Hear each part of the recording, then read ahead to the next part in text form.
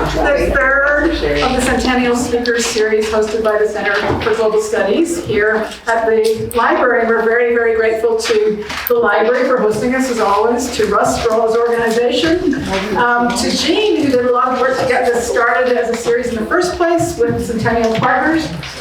We're going to introduce a number of people right now, and we'll meet them again later in the evening. Also, I'll be very, very brief right now, but I want to give a special shout out because the town of Centennial supports a number of our students to travel internationally for their research, and that is a tremendous gift. And so first of all, thank you to all of you from Centennial because you really are terrifically helpful to us.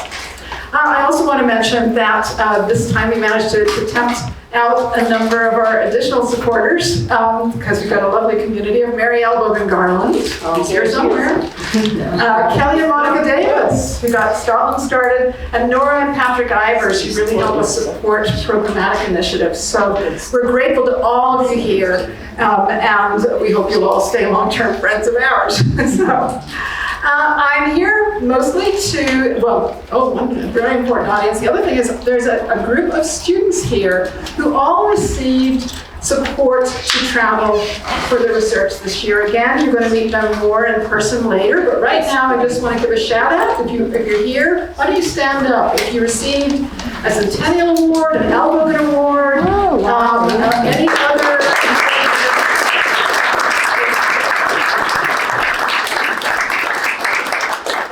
You'll get a chance to meet people and hear their stories later. So now I'm going to skip over most of the stories I could tell about Thomas and Tanja because they are so well known and appreciated here at Centennial. But for those of you who don't know them, I'm going to give a very, very brief introduction again because they have a lot to say. So first of all, Professor Thomas Risse has been the chair of Transnational Relations and Foreign and Security Policy at the Otto Suhr Institute for Political Science at Freie University Berlin.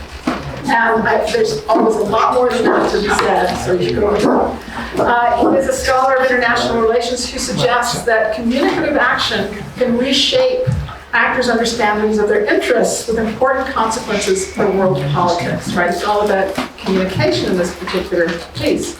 And a lot of that communicative action, if you know Thomas and Tanja well, takes place at European levels of decibels across the kitchen table, which is a joy to be part of. Professor Tanja Börzel is the director of the Center for European Integration at the Otto Suhr Institute and director of the Cluster of Excellence Contestations of the Liberal Script, which she has shared with many colleagues here at the University of Wyoming. And both of them have served on some of Europe's most important institutions, the Max Planck Institute, and here in America, they've served at institutions of such heft as Harvard and the University of Wyoming. So we're very, very proud. And they've both led prestigious centers, they have shepherded numerous and substantial international grants, and they work actively to make a difference in the world. Now here, today, we're going to talk about, are there any bright spots? And in a day when Prigozhin may or may not have fallen from the skies over in Russia, and we're waiting for the first foray of the presidential season, I'm really curious to see what they're going to say. So I'll hand over to both of you. Thank you so much. It's so good to see you all. As always, it's the highlight of our summer. As you know, we try to hide for a couple of months every year here in Wyoming to just enjoy everything, just life in Centennial. So great. And so this is one of the opportunities for us to bring our work to the community. And I just talked to Kelly and Jean. I think we started, this is the 9th time we're doing this. So next year it's going to be the 10th anniversary. So, so we started in 2014, and if I try to think of the topics we've covered, we started 2014 with Russia's invasion and consequently annexation of the Crimea, right? Then in 2015 we talked about mass migration and the Schengen crisis and migration in general. We continued to talk then about Brexit, and every year we talked about another crisis. I mean, it feels like a perma-crisis, right? For almost 2 decades, we've gone from one crisis to the next. And last year we talked about Russia's war of aggression against Ukraine. So eventually Thomas and I, we thought, gee, why not for once focus on one of the, more positive sides. There's always two sides, right, to each and everything. So we were thinking that this year we're going to dedicate our talk to the sort of bright side. So rather than giving you the Chicken Little, oh my God, the world is coming to an end again, or maybe not, we'll start from the other end. So we look for evidence for hope, right? So a little bit more positive. Okay, so this essentially sets up the talk. Thomas will get us started with the Chicken Little syndrome, and I will, then we go full circle and revisit Chicken Little's fears and anxieties of the world coming to an end. So again, it's great to see you. We look very much forward to discussions after our presentation, which will not take longer than 30 minutes. And I'm saying that because he gets sort of 2/3 of the slides, and I have only 3. We still decided to split up the time for 20 minutes. Exactly. No pressure here. No pressure. Okay. Thank you. So I think I stand up. One thing, by the way, the title for this talk, we didn't invent it. It was actually Caroline. Caroline came up with this. We came up with the names of the 3 cities, New York, Jerusalem, and Brussels. And when we prepared the talk, we forgot what actually the talk was. But we'll get there. You'll see it. Kind of weave it into it. So I start. Tanja said that already. If you watch the news, read newspapers, I mean, few people still read newspapers, but if you do, etc., you have the feeling Chicken Little. Chicken Little is get hit by an acorn and then runs around. Sky is falling, right? And in the real world, we have a return of bloody wars, interstate wars in Europe.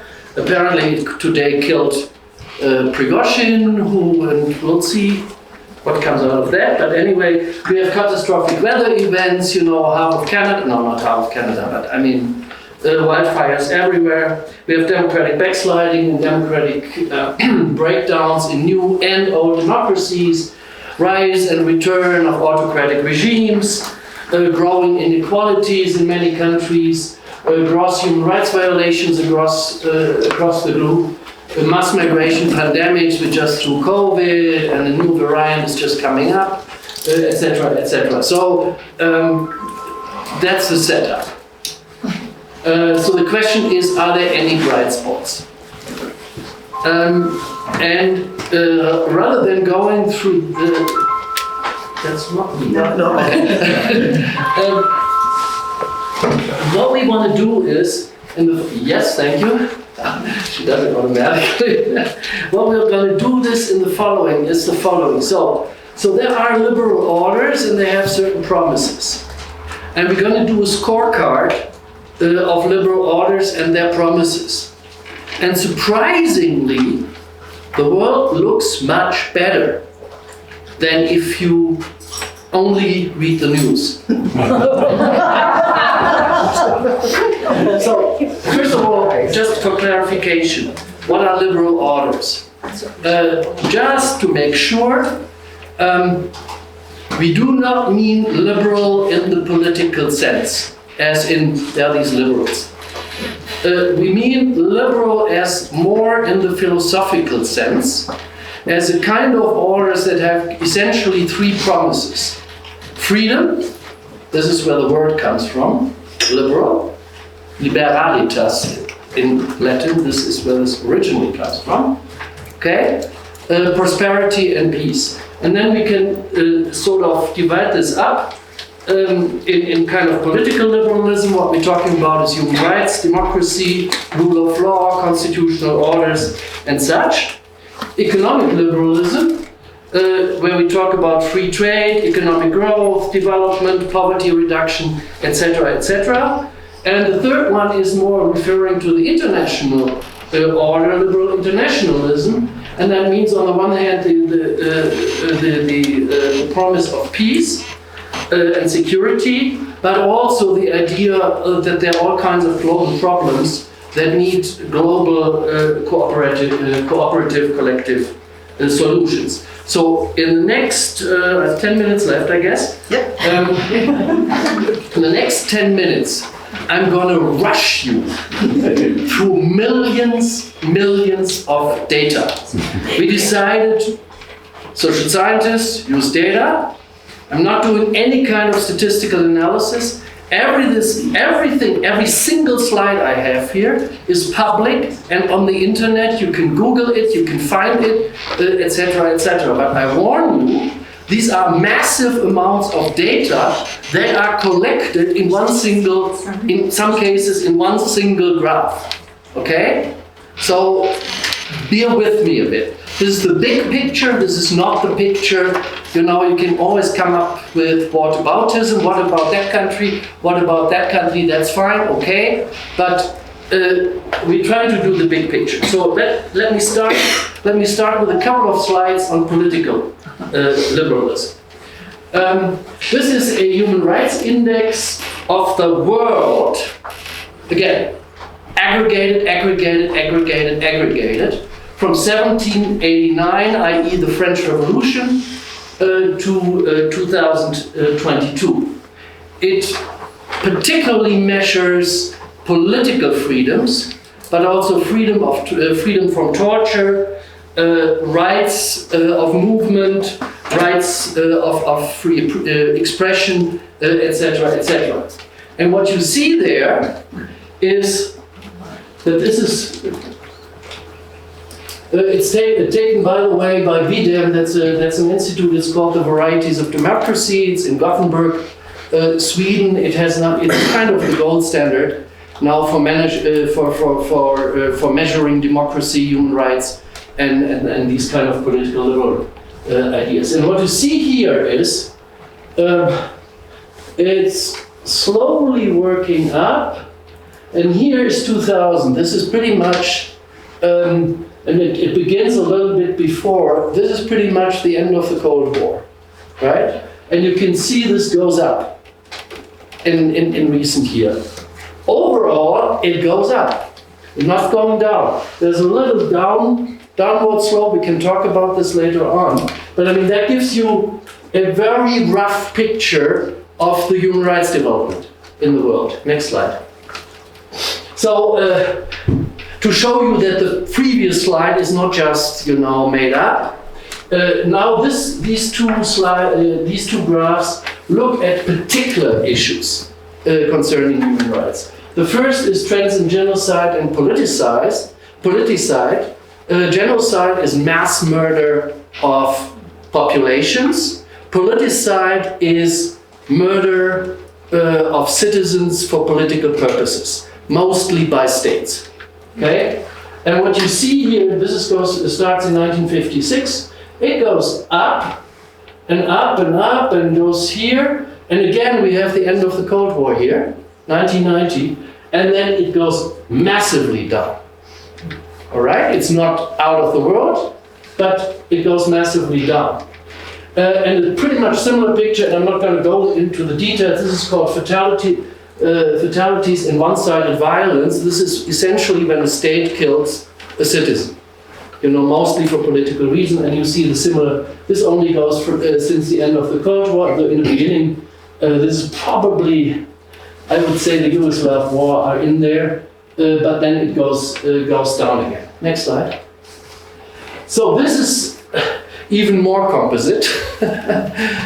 This tells you from 1789. All the way to 2022, the state of democracy in the world.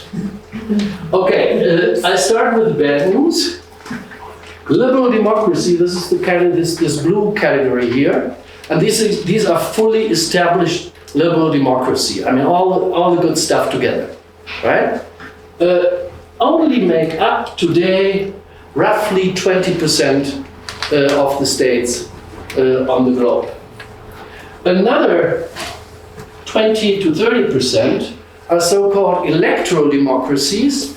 These are still countries that have reasonably free and fair elections, but they might have problems with court systems, with freedom of media, etc., etc. Okay? The third category is electoral autocracies. I say only Putin.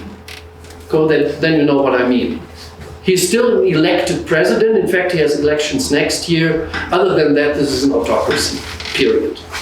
And then you have the so-called closed autocracies. Think China, think Saudi Arabia, North Korea, etc. Interestingly enough, today, these really bad places are a small minority. Liberal democracies and electoral democracies together make up about 50, a little bit more than 50% of the globe. And what you can see here is, again, since 1950, a gradual trend up. It goes down again here, and it mostly, there are a lot of full-fledged liberal democracies went into the next category with having some problems. This is where Jerusalem, by the way, comes in. Okay, think about what Netanyahu tries to do. Okay. Other than that, there is a little bit of backsliding. You can see it here. Okay, but again, if you use if you go through 200 years of history, actually, we've never had as many democracies on the globe than today. Next one. So let's now talk about economic liberalism, the promise of prosperity. This is the so-called Human Development Index. It's again a huge database. Every single thing you see here represents one country. And what that data set does is it combines, for example, data on health, data on education, on economic subsistence. Also, is there famine or do people have enough? Do they have decent standard of living, etc.? Once again, it's hugely combined. You can see here, this is only from the end of the Cold War, from 1990 to 2021-22. The slope is gradual, but it's still going up. Okay? And the interesting thing is, even in those categories of countries that are lowest here, so this one would be a perfect world, right? So, and 0 is bad. So, even what is interesting in this slope is most countries, there are some countries you can see it, this is sometimes, some countries are sometimes backsliding, but most countries are actually on the same upward slope on this one. Next one. This is now just one picture for 1 year, 2021, okay? And what you see here, I mean, the darker the better, okay? Very simple. And what you see here is the problem area as far as the Human Development Index is concerned is still Sub-Saharan Africa, okay? Latin America by now is doing pretty fine. Asia is doing okay. This one here is Afghanistan, you know, and no wonder it looks like this. But that shows you where this is concentrated. So where the problems are concentrated. Next one. I'll skip that one. A very good indicator, because I didn't want to only throw kind of these big databases at you, an extremely good indicator for human development is infant mortality.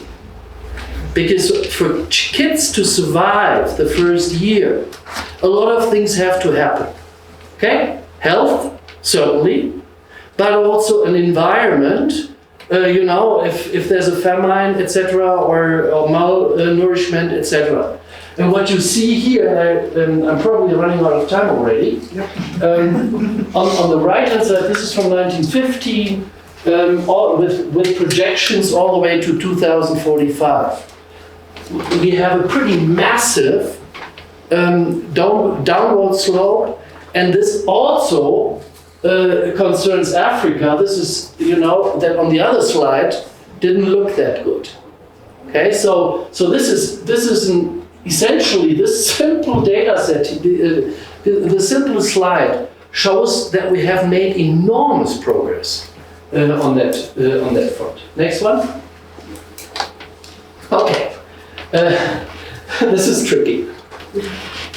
Here is a comparison on the GDP, gross domestic product per capita in 1950. Okay, you can say immediately, all right, this is right after World War II when it looks really bad, right? And the world is just recovering from World War II. And 2016. Here is the line. So it controls for all kinds of things. So don't come with inflation and all that. So it controls for all these things you could possibly control for. And this would be the slope when there would be no progress. And what you can see is that, and I don't want to go into the details, I don't even know which countries these are. Very, very few countries have not made any progress. And this red spot here is, by the way, the world. 4 times 4, GDP per capita increased, control for inflation, all the stuff, 4.4 times across the world. And of course, the variation is enormous. Okay. Here is a graph. Sorry, throwing data at you, because one big issue now is global income, economic inequality. That's big.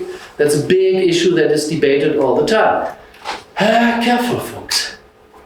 On the very big scale of things do not look, again, this starts with the Industrial Revolution and goes all, the Gini index is again a composite index that measures economic inequality. In the Q&A I can tell you anything you don't want to know about this in detail. So you have here, the authors, by the way, this just came out in the journal Foreign Affairs just a week ago, so I stumbled across this. So it says the industrial, so you have rising inequality worldwide till about 1950. Then they call it the 3 worlds, that's essentially the Cold War situation. And then again, we pretty much at the end of the Cold War, it goes down dramatically, compared at least to this period. All right? The answer is very simple in this graph. This is the rise of China. And here you can say, okay, China is an autocracy. Nothing to do with liberal orders, etc. We're talking about economic liberalism here. China could only make that kind of progress by integrating in an open economic world economy, if you want.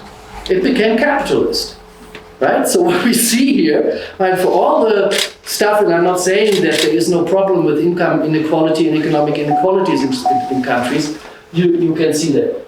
Next slide.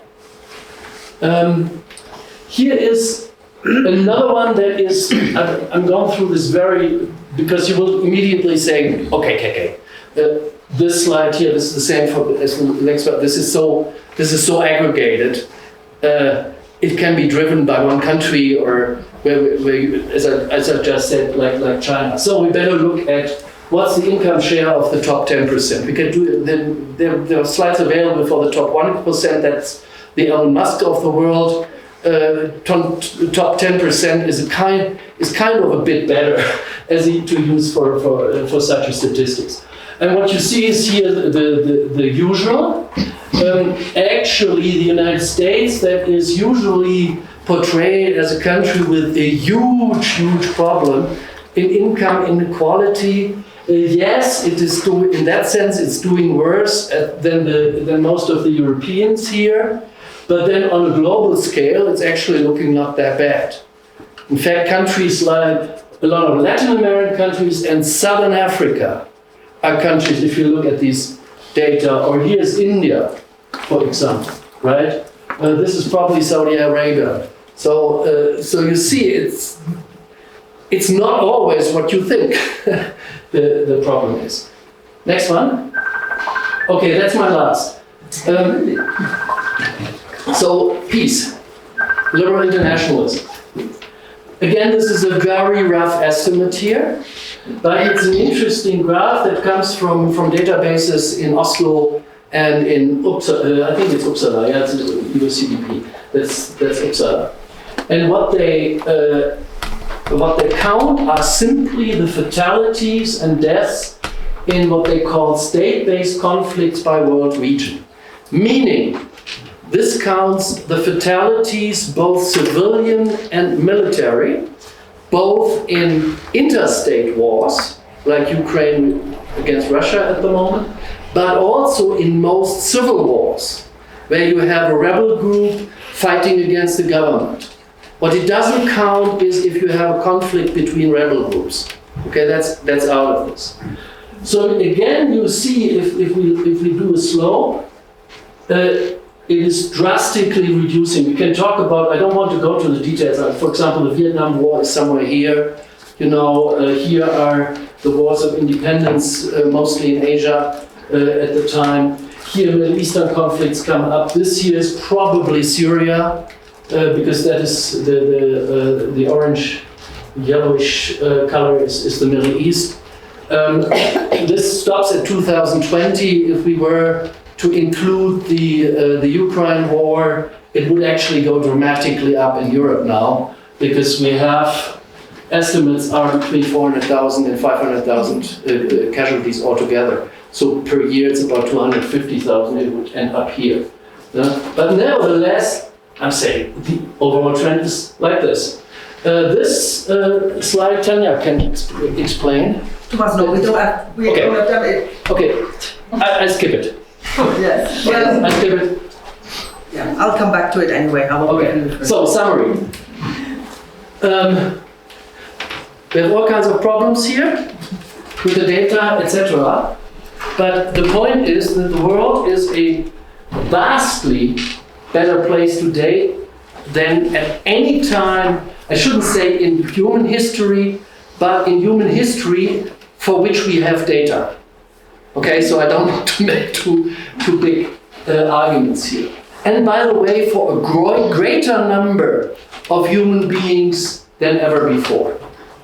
And progress has been made on virtually all promises of the liberal order since World War II, and particularly since the 1990s. I'm not saying that every data point that I showed you is the consequence or the cause.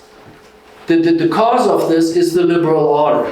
I'm not saying that. I'm careful to say this because I make no claims. I'm just showing the data. So, then the question is, why are liberal orders increasingly contested around the globe? What's going on? Why, if we're all better off, why is this happening? And I turn over to Tanja. Thank you, Thomas. Okay, Thomas has done a really great job in showing sort of the positive trajectory. And I just want to emphasize one more thing. The slopes in these positive trends are becoming steeper. So the trends become even more positive with the end of the Cold War, right?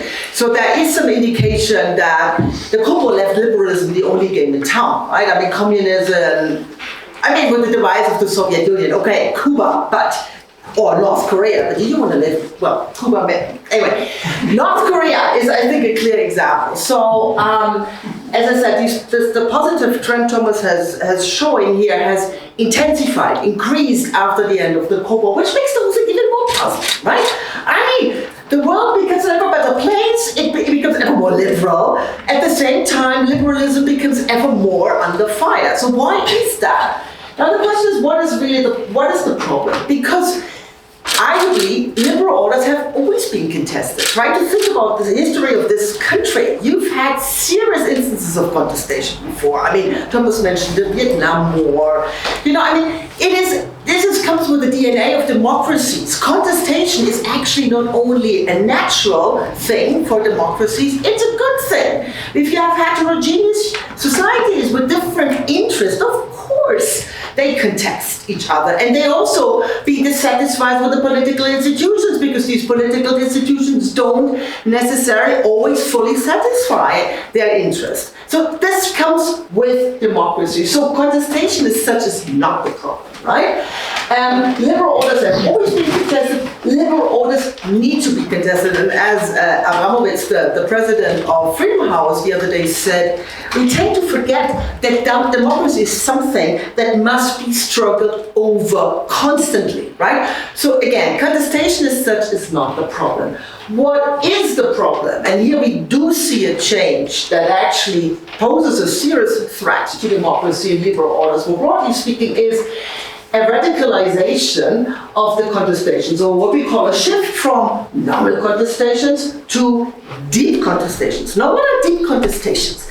Deep contestations are contestations in which everything is divided by one particular line. It is one line that divides society and politics, and that line is linked to identity. So you might have different views on certain policy issues, but in the end of the day, the question is whether you're Catholic or not, whether you are white or not, or whether you are a Democrat or a Republican, and that will determine the way you perceive that issue, you vote on this issue, right?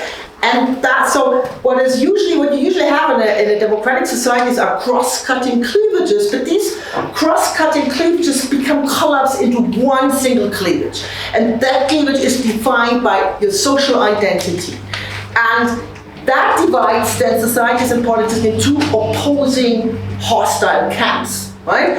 And even more so, these two camps, they characterize each other in moral terms. So good and evil, right? There's no place for common grounds anymore. There's no way to find compromise with the other camp if they are the evil, right?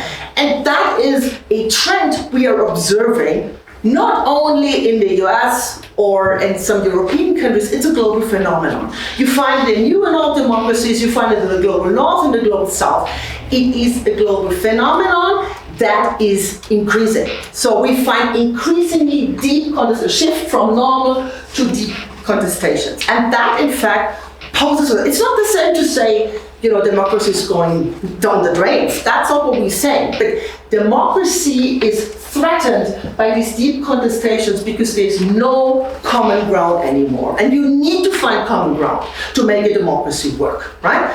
Okay, so that is the challenge, right? The challenge are these deep contestations, this division of this divide of society and politics along one particular line that is defined by identity. This is really hardwired, right? And makes it so difficult to reach across the aisle.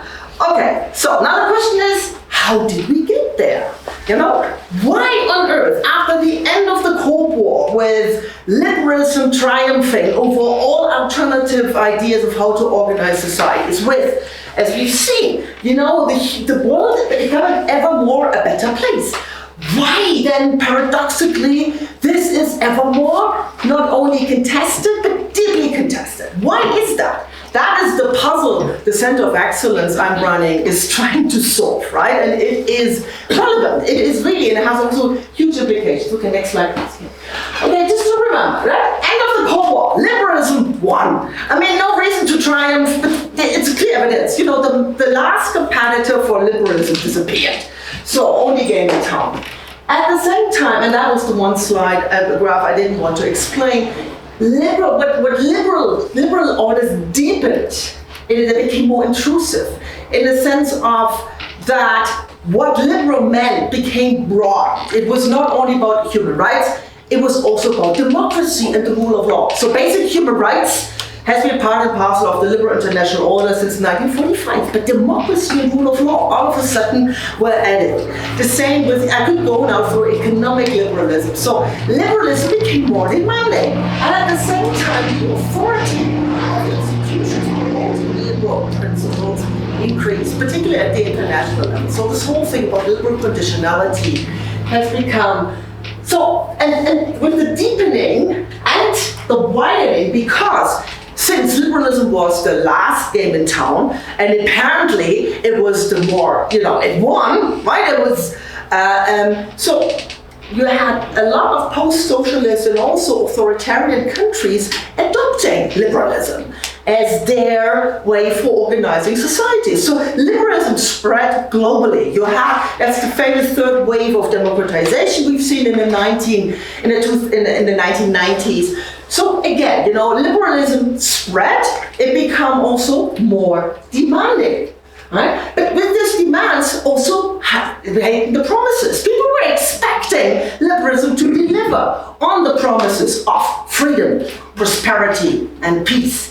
So in a way, we've been moving the goalposts, right? To be a liberal democracy in the 1970s was a different thing as compared to being a liberal democracy in the 1990s. It became more sophisticated, right? Which is good news, more inclusive, more progressive, whatever you want. But it also increased expectations. So the example I'm always using is Poland or Eastern Germany for that matter. People in Eastern Germany and Poland are so much better off on all three accounts: freedom, prosperity, and peace. And still, this is in Poland much more than in East Germany, but if the right-wing populist party Alternative for Germany is thriving in Eastern Germany, this is the paradox sort of, in the focal point of the whole paradox. These people are so much better off than 30 years ago, and they hate democracy. What's wrong with these people, right? And the thing is, it has something to do first with the expectations. They were promised so much more. They really expected to be at the same level of particularly prosperity, freedom not so much, but prosperity as Western Germany. But it takes time, right? Productivity in the East is still lower than in the West. So yes, they're not as well off as the West, but they're still so much better off than 30 years ago. But they compare themselves with the Western Germans, or they compare themselves with what they think they deserve, right? Or what they were promised.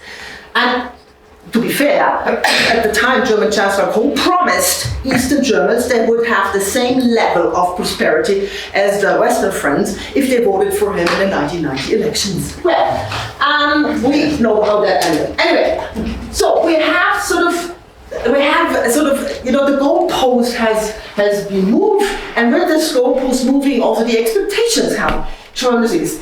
And then what happens is, on top of that, in the 2000s, in a way, September 11 marked the beginning of a whole series of crises that's still ongoing. Right? I could go 2001 till today, every other year a new crisis. And this is what I call perma-crisis. And these crises essentially created or it reinforced the impression that not only did the liberal script not deliver on the promises it made, there are all these crises, and somehow they are linked to liberalism.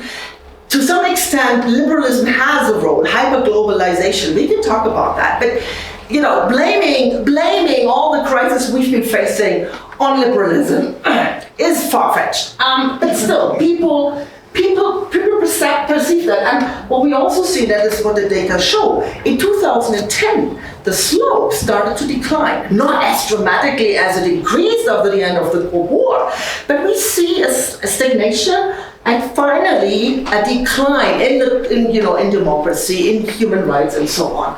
But that is also an effect of these raised expectations, right? And also the greater demands. Democratic backsliding today is different from democratic backsliding 30 years ago. And you also start at a very higher level. But that contributes to the perception that things are becoming actually worse and not better.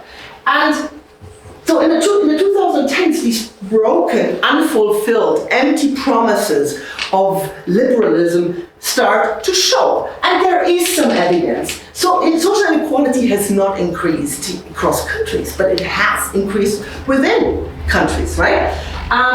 Democratization, there's stagnation and backsliding, there's evidence, and peace and security. Well, the Russian war of aggression against Ukraine is one big data point, but even before, we had military conflict, we had terrorist attacks, mass migration. These are security threats. People feel threatened in their security, right? And that is something that is real. These fears. Next slide, please, Kim. And then the third stage in this whole unfolding drama is the fact that particularly populist parties, movements, and leaders the Bolsonaros of the world, the Netanyahus of the world, the Moody's of the world, started to mobilize these disappointments, the broken promises, and accusing essentially liberalism for having failed and for being responsible for all the misery people perceive, right? And Poland is the country with the biggest improvements on all three accounts. Okay, leave the Ukraine war aside because they are right neighboring, but in terms of economic prosperity and also freedom. And the happiness index, they are leading the happiness index in Europe. They're the happiest people in Europe. And still, the peace is telling them that their country is falling into pieces, right? And that reinforces this perception that sort of things are not good at all. And this mobilization, they mobilize this in a way against liberalism. They say your liberalism is bad. Liberalism is responsible for all your duresses, your grievances, right? And they mobilize along this one cleavage. It depends. The peace does it on ethnic lines. Then there's ideological identities or religious identities. We can go around the world. It varies, but the thing is, we get these deep contestations. So the question is the sky falling down after all? If we're getting ever more deepening contestations? And I say no. So I end with, again, on a positive note, on showing you some evidence for hope. First, there is resilience. Liberal orders are incredibly resilient, right? And at least there's variation. We see there's some indication of democratic recession, of backsliding, democratic breakdown. We have to see what's going to happen in Turkey, for instance. But we have, as Thomas said, there is a decline. But there is also variation. We have some countries that haven't been affected by deep contestations to the same extent than other countries. And I just want to mention, I just put here a few, and I could also add, I'm trying to go back to my positive to the Brussels. The Brussels, here comes Brussels in the European Union. We've been in crisis ever since I started to study European Union. And still, the European Union is still standing, and I'm actually doing quite well, right? Every crisis, people predict that EU is falling apart if not something really dramatic happens, and we become the United States of Europe. We don't, and we won't, and we still, we're modeling through, but we're still there, right? And so there is resilience, and the big question is, why are some liberal democracies more resilient than others? What explains the variations? So that's a big research question for my center. And the second point is robustness of liberal orders. Contestations as such, even if contestation is deep, is not the same as the end of democracy. In fact, what it depends then on is, and that is the second piece of evidence for hope, is what the response to these contestations are. Are people willing to defend democracy? And that is what Jerusalem testifies. For 33 weeks, 10,000 of people have been turning to the streets and protesting in favor of democracy, right? And that is, or when we were in Mexico a few months ago, the biggest demonstration in the history of modern Mexico against attempts of AMLO to sort of disempower the election authority, right? So what I'm saying is people are willing to defend democracy. Now, people then would say, well, that deepens contestation even more, right? I mean, counter-contestation reinforces the dividing line. Yeah. And so it is important to make a distinction between contestation on constitutional issues versus sort of normal contestation over policy issues. When it comes to the beef of democracy, the peaceful transition of power, the independence of courts, really the basic rules of the games, then in order for the robustness of liberal orders, people need to counter-mobilize. When it is about sort of policy issues, things like education or healthcare, you can have completely opposite views. that should be not framed in whether you are in favor or against liberal democracy. It should be a political debate about, competing positions on how to organize your education system, your healthcare system. But that is different from the question whether the judiciary, the court should be independent, or whether there should be a peaceful transition of power from one to the next administration. So far, we have seen the robustness of liberal democracies actually overall is quite high. Some are more robust than others, and again that begs the question, what explains the variation? And that is why I'm going to apply for another 7 years for my research center. If I had all the answers already, I would have no reason to apply for a renewal. Let me end by briefly mentioning a project I'm hoping we will be able to do with the University of Wyoming. Because the big question is, from a practitioner's point of view, how do you actually overcome deep contestations? How do you build common ground? How do you build bridges, right? If there's one big dividing line, how do you reach across the trench? And there are interesting initiatives. Social scientists have studied that. We have very much focused, of course, on civil society organizations, community organizations, and parties.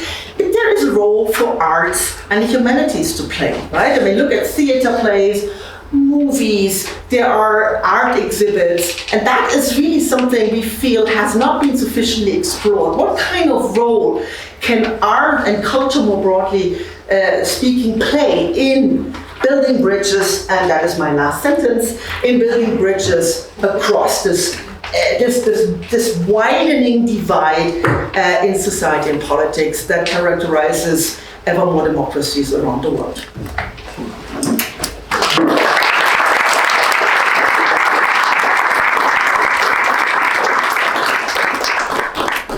I think this microphone is working, right? Okay, so now it's my turn to turn this microphone over to all of you in the audience. And Thomas and Tanja will happily take your questions. And you can decide which one.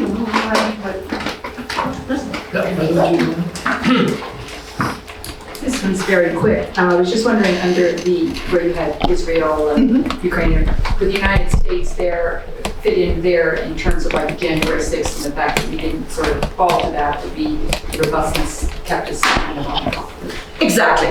That is exactly, and it is a constitutional issue. It's about the question of a peaceful transition of democracy and the question who decides, right? And the United States has the courts, right? And if they say, whatever you may think personally about this election, if the courts say the election are valid, you accept the election as valid, right? And go on, right? And so that shows that the US, the institutions are robust enough, right? So, yes. I was wondering about your very last comment about there's normal contestation concerning policy. And I feel like in the US, that's starting to become deep conversation where they're actually taking these things that should be policy and making them part of this huge dividing line. I was wondering if you had a comment on that. Why don't you give this example of Ukraine? I think that's a great example. Yeah, I think Donna was a deep contestation. All this has changed. And you asked the question. Okay, another data point. Exactly. So we have very good survey data on political attitudes of Americans. And if you ask Americans about any kind of issue, education, abortion, pro-choice, all this stuff, Ukraine should engagement international, the average American is as moderate as the average European, etc. It's no big deal. In the moment you frame the question in the sense of, is the Biden administration doing the right thing On healthcare. on Russia, etc. Before that, the Trump administration, it doesn't matter really. Boom! The division occurs. This partisan queuing then, we call it priming, overrides attitudes on the various issues. Yeah, so one of the questions is to get out of this deep contestation, how can you disarm? Yeah? Not every issue I mean, there are certain deep contested issues. I mean, as Tanja said, constitutional issues tend to be such, but there's tons of other issues where reasonable people can reasonably disagree. Yeah, I mean, I'm going on the limb now on an issue. I mean, I know that, I mean, in most liberal democracy, abortion is a deeply controversial issue. And sometimes it's framed as if there are only two positions. You're either pro-life or you're pro-choice, and there's absolutely nothing in between. Huh? If you look at the reality of what people think, what should you do? You know, what are the rights of the mother, the life of the mother, etc.? What are the rights of the unborn, the life of the unborn, etc.? There's huge variation. Also in the laws, in all kinds of liberal democracies. So if we start disarming these type of debates, we might be able to reach at least some compromises on certain issues. Maybe not on abortion. I mean, I think I wouldn't start there at the moment. There are tons of other issues. And the microphone's keen to hear from you, so. Okay, and if you could say who you are as you start to ask your question, that's always helpful too. Stephanie Schultz. I was wondering how the element of the changes in the way we communicate, media, social media, where that fits into it. Of course, the change in the media, right? There used to be a dominance of moderate, I wouldn't say non-partisan, I mean, the New York Times is not non-partisan, but, still moderately.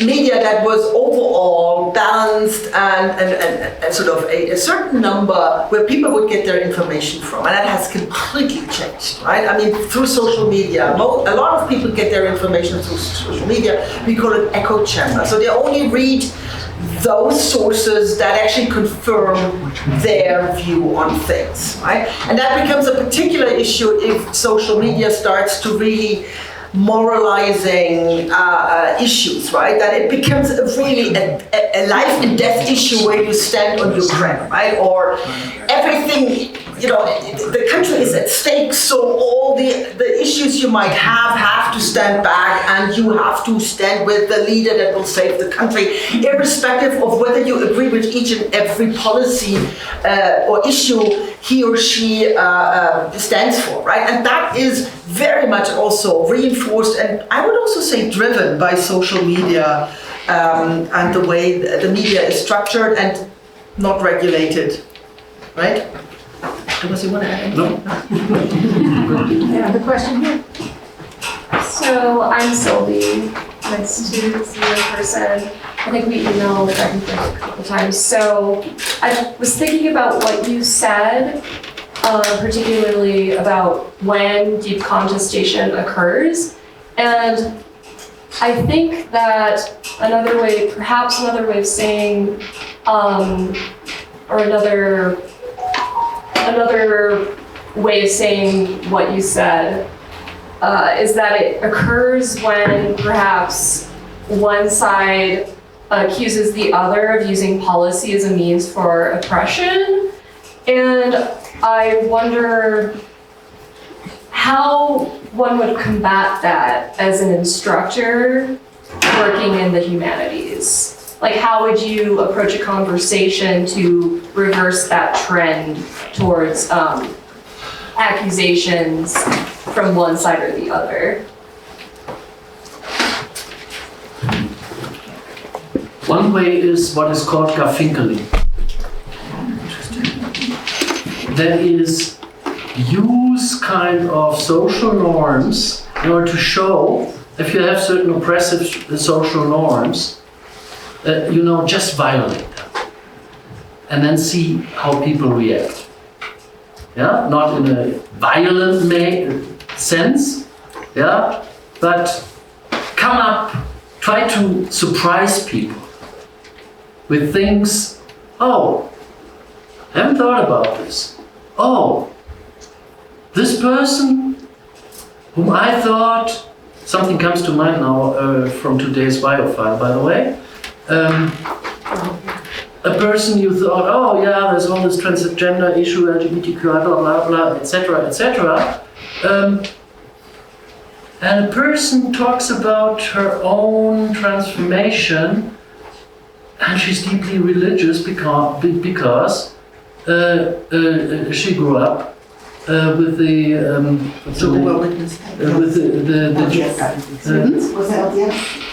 don't know. Yeah, but anyway, she is a doesn't matter. religious person. I don't.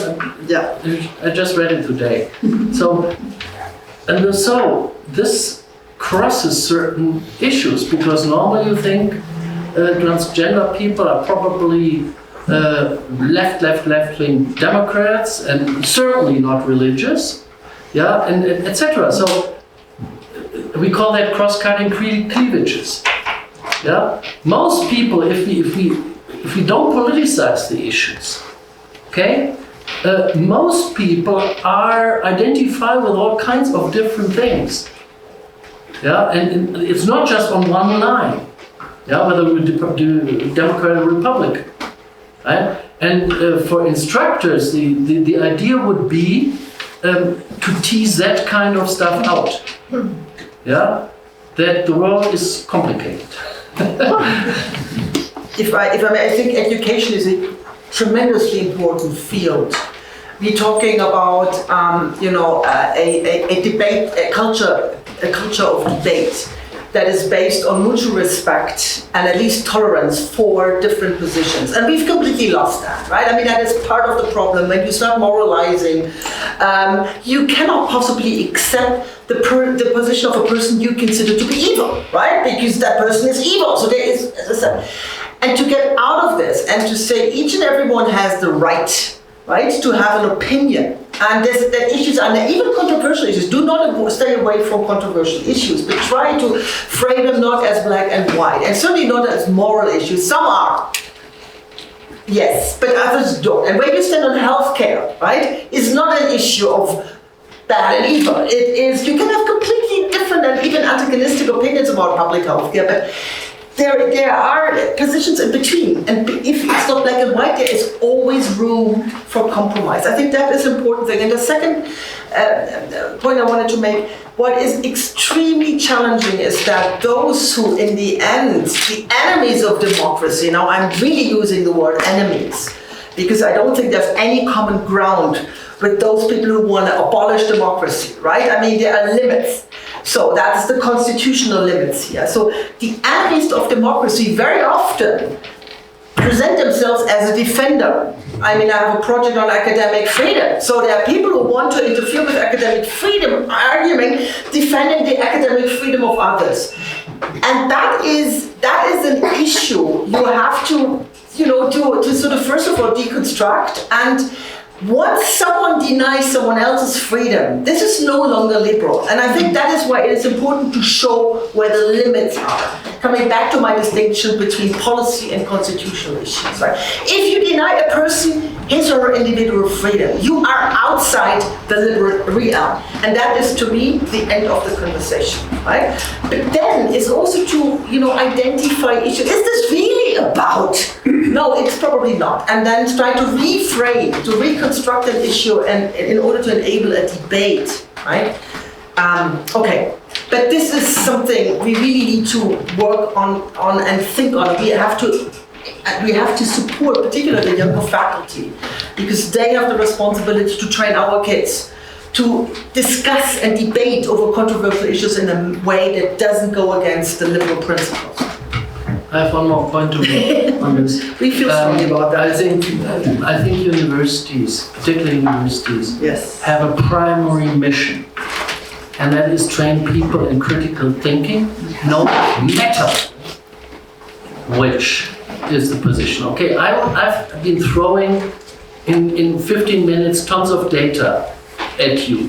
We could go through every single slide, and I could deconstruct these data in front of your eyes and say what's wrong with them. Okay? And we need to train this, and we can train it in all kinds of subject matters. It actually doesn't matter. you know. But I think in an age where we haven't even talked about fake news, etc. Yeah, where people are in their bubbles all the time. You know, if people are trained to look at stuff, don't take too much for granted, you know. And just because you like that person is always right. No, certainly, sometimes not. You know, or maybe you like a certain view, so therefore this is always right, yeah? The critical thinking on these issues, we call it reflexivity. And that's why the arts and the humanities have a particular, Exactly. you know, the liberal arts education, that's what it's used to be about. Training. Because they can highlight certain issues, yeah? And they provoke you sometimes. I mean, otherwise, you know, arts is not just about very nice and aesthetic. Sometimes it really has to provoke. Okay, So as a humanities professor, you know, I feel like we should just keep right on the conversation with that rousing support for everything that we do. But Gab, did you have a question? Yeah, I do. Hi, I'm Tanja Börzel. So you talked about the resilience of liberal democracies, and I just wondered from all that data, can you tell anything about the limits of that resilience? So, for example, we had like democracy challenged in the US years ago. Like, I mean, if democracy fell in the US, would that be a big enough perturbation to to change all of those graphs? What you're talking about actually is the diffusion effect of when a big country like the US, a world power, goes the other way. Of course, that would have tremendous repercussions. Would it mean the sky is falling? No. You sure? Don't take the US too seriously. I'm sorry. You know, I'm sorry. You are no longer the hegemon of the world. The US GDP is roughly 20% of the world GDP. That's still a lot. You have the most formidable military power than any other country. Does it mean that what's happening in the US controls the rest of the world? No, it doesn't. Yeah, and so now I'm directing myself to Europeans. Please, Europeans, yeah, my fellow Europeans, we've learned with the Ukraine war that peace and security are not to take for granted in Europe anymore. And by the way, outsourcing our security to the US might have certain limits at some point. And we need to draw the consequences of this. We need to wake up here. So I'm not saying, yes, of course, come on. I mean, think about it. What would happen? It would have tremendous repercussions for the world, you know. The Chinese would dance, no, not you know, I mean, it would change dramatically not the material balance of power, but the ideational balance of power in the world, if you want. Yeah.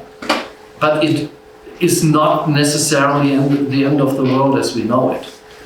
My question was whether you can see that in the data. Can you see that in the data, or is your answer because you understand the political effects of these things? Like, can you tell from the data that is gathered there how stable? What we can see, I mean, now for the US itself. The question is, what you think resilience? I mean, what? How far could you push it? Like, how resilient? Well, the question is how you define resilience, right? And we define resilience as the ability. I mean, in this context, I would define resilience as the ability of a society to overcome deep contestations, right? And that, of course, immediately asks what is driving these deep contestations. And we do have data that shows, particularly when you look at it at a global level, that the institutional design of the political system of the US is not particularly resilient when it comes to dealing with deep contestations, because it is actually the checks and balances is the way, you know, the US constitution is set up is that you need to compromise in order to make government work, right? And when you then get deep contestation, which makes it almost next to impossible to compromise, the whole system threatens to shut down, right? And so, and what is that? And so there is something to be said about the directly elected president, about an election system with first past the post, but then also there is the sorting effect. The US society is a very mobile society as compared to a lot of European countries. So people tend increasingly to move to where people live that share their political views, right? And that is very dangerous. And that is not that much the case in other liberal democracies that have a proportional representation, that are parliamentary democracies. At the same time, it's not only about political institutions, it's also about the social fabric. And that gives me hope for this country. Because what this country has is, or used to have at least, is a strong civil society, right?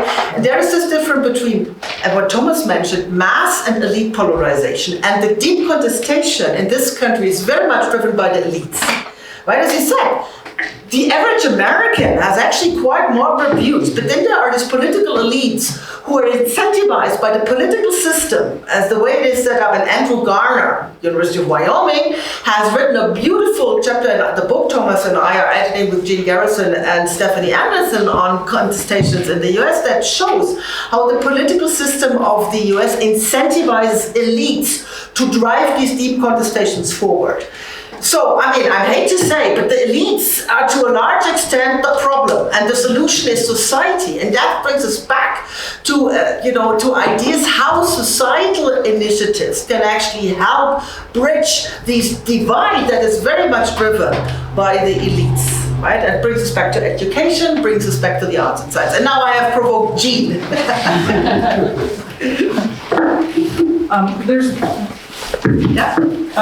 It's not just elites that prime and shape or cue the masses. It's peer groups, peer networks as well. That's at least as powerful as elites. So we are all probably part of the attentive public, but we're still part of that mass. So let's think about how through our networks and through relationship building that we have actually an ability to sway this. If you are uninvolved, then maybe you feel like you're a victim of this. You don't have to be a victim of this. It's about being involved. And so, there's really interesting studies. Why do you get a breakdown in Congress? They don't play softball together anymore. They don't have picnics together anymore. They don't know each other as human beings. Okay, so you share more than you don't. And that line is something that has a lot of power. And we have an ability as a people, and I would say a responsibility in this kind of a political system to own it. So if you own it, you can do this within your own circles. Now I have to say that because the theme of this, of course, is to have hope. That's where the hope is, I think, and I think the power of people.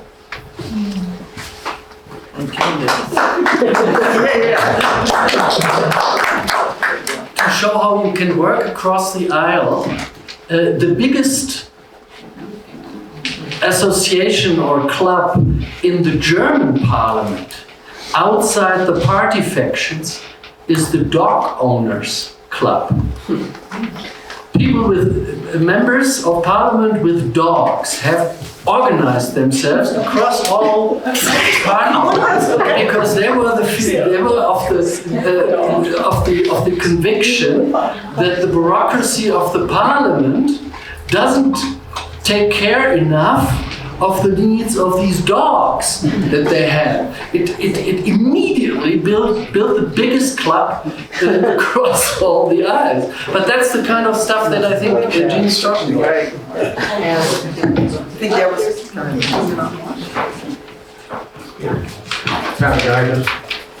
I have two challenges for you. Okay. Steven Pinker, in his last 3 books or so, especially Our Better Angels, sounds a lot like what you say. Things are better than they look like if you look deep into the data. However, I think we're at a precipice. And to give you an example, let's say in 2024 that Donald Trump does win the presidency, and he doesn't go to jail. Or he loses, and we have a civil war in this country. That's my first challenge. I think the sky could be falling.